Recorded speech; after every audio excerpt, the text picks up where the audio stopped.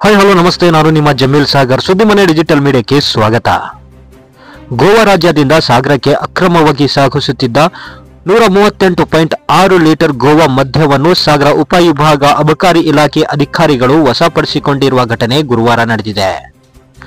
ಅಕ್ರಮವಾಗಿ ಗೋವಾ ಮದ್ಯವನ್ನು ಸಾಗಿಸುತ್ತಿದ್ದಾರೆ ಎಂಬ ಖಚಿತ ಮಾಹಿತಿ ಮೇರೆಗೆ ಅಬಕಾರಿ ಡಿವೈಎಸ್ಪಿ ಶೀಲಾ ದಾರಜಕರ್ ರವರು ತಂಡ ರಚಿಸಿಕೊಂಡು ಕಾರ್ಯಾಚರಣೆ ನಡೆಸುವ ಸಂದರ್ಭದಲ್ಲಿ GA08F3312 ಸಂಖ್ಯೆಯ ಮಾರುತಿ ಸುಜುಕಿ ಕಾರನ್ನು ತಪಾಸಣೆ ನಡೆಸುವ ಸಂದರ್ಭದಲ್ಲಿ ಗೋವಾ ಮದ್ಯ ಕಾರಿನಲ್ಲಿ ಪತ್ತೆಯಾಗಿದ್ದು 138.6 ಲೀಟರ್ ಗೋವಾ ಮದ್ಯವನ್ನು ವಶಕ್ಕೆ ಪಡೆದುಕೊಂಡು ವಿಶ್ವನಾಥ್ ಎಂಬಾತನನ್ನು ಬಂಧಿಸಿದ್ದಾರೆ.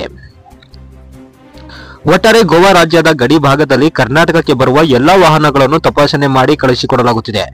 ಆದರೆ ಪೊಲೀಸರ ಹದ್ದಿನ ಕಣ್ಣು ಇದ್ದರೂ ಸಹ ಈ ಭೂಪ ಕರ್ನಾಟಕದ ನಮ್ಮ ಶಿವಮೊಗ್ಗ ಜಿಲ್ಲೆಯ ಸಾಗರಕ್ಕೆ ಅಕ್ರಮವಾಗಿ ಮದ್ಯ ಸಾಗಿಸುತ್ತಿರುವುದು ಆಶ್ಚರ್ಯವಾಗಿದೆ.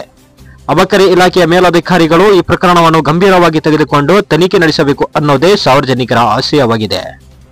ಕಾರ್ಯಾಚರಣೆಯಲ್ಲಿ ಅಬಕಾರಿ ಇಲಾಖೆಯ ಸಾಗರ ಉಪವಿಭಾಗ inspector Bhagyalakshmi, Sagar range inspector Sandeep L, ಸಿಬ್ಬಂದಿಗಳಾದ ಗುರುಮೂರ್ತಿ, ದೀಪಕ್, ಚಾಲಕ ಸಜಿನ್ ಹಾಜರಿದ್ದರು.